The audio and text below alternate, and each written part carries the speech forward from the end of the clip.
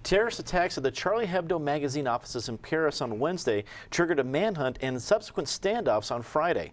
While suspects in the case were killed, the conversation over free speech and terrorism quickly became global. Patty, this has been huge. It was huge just on Wednesday with what happened, but when Friday, all throughout Friday morning, we've seen, and developments are still going. We don't know a lot of information that may come out through the rest of the day.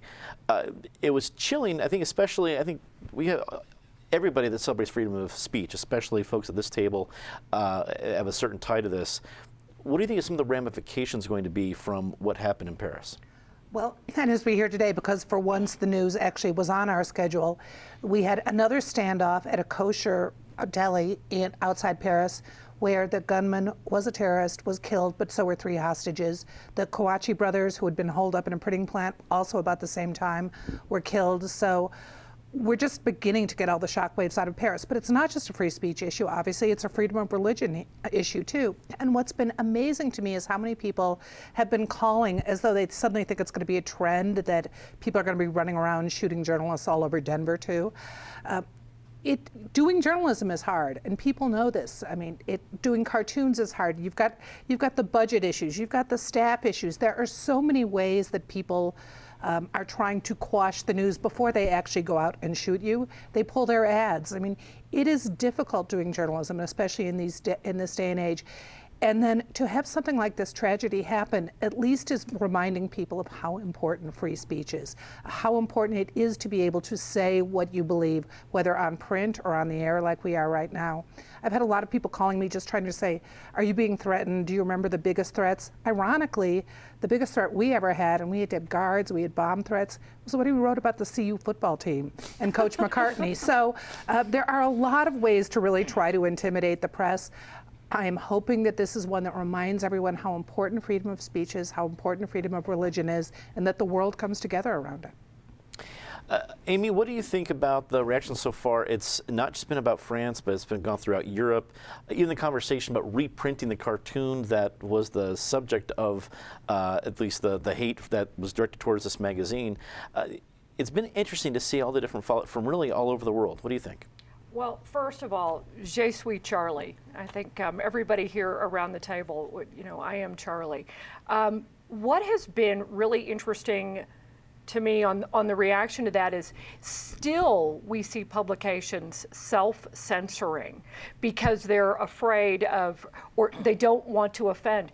And hopefully everybody here gets a chance, if they haven't already read it, is Cheryl Atkinson's great book, Stonewalled.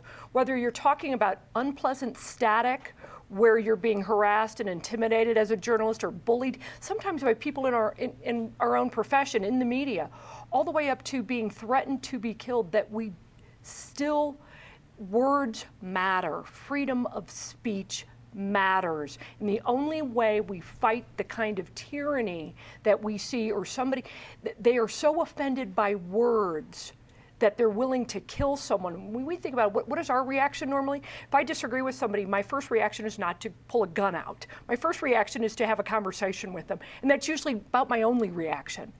So the fact that we are still self-censoring, I find still disturbing, and I think there is an assault on free speech, whether it's self-censoring or it's fundamentalist movements that are looking to target journalists. And I do want to hold up the prototype of my pin that I want some creative person out there to make for us. So 2 pencils.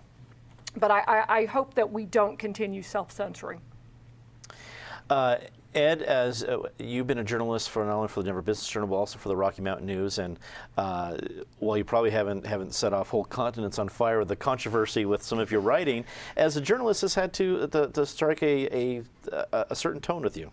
Well, I mean, it does. It strikes a certain tone, I mean, because you worry. Let's remember, it's not like one journalist was targeted here. It was an entire publication that came under the gun.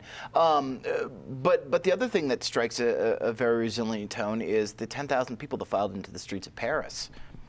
saying we're not going to be intimidated, which is really nice because when you look at the polls of, America's most respected professions, journalists are really usually down there with lawyers and car dealers at the bottom. But to see people rallying around the idea that our First Amendment rights, and that's both, as Patty mentioned, freedom of speech and freedom of religion, are sacrosanct. That's heartening. It was also particularly heartening. I wanted to call out Berliner Zeitung magazine or a periodical in Germany, who responded by printing many of this guy's cartoons. I mean, that just kind of stood up and said, we will not be bullied, we will not be intimidated. I think those kind of shows are very important. I think had people capitulated, said we're not going to be doing things because we're worried about not even a religious group, a fringe sect in a very large religious group, much of which disagrees with what's going on here, that would have been doing what Sony did with The Interview and giving the nod to the threateners, not the people who are trying to actually do something productive. So I'm glad to see the world has had journalism's back here, and hopefully that can stop anyone thinking about a repeat incident. Alicia, being on an editorial page, I mean, your whole job is to take an opinion and receive a lot of probably disgruntled opinions from throughout the community. What did the events in Paris mean for you and your colleagues at the Denver Post editorial page? Well, obviously, it's something that hits home for us and we take very seriously. There's no way to condone what happened there in any sense. It does make me think, though, if you think about really the content of some of what they were saying, it's absolutely legally justified. I will defend their right to say it, but it's not the kind of thing that any of us at this table, would likely have engaged in. And I think there is an issue with allowing this to turn into intolerance for religious differences. And I think we have to we're all mature journalists and think about these things deeply, and I hope it doesn't bleed into a backlash against the Muslim faith.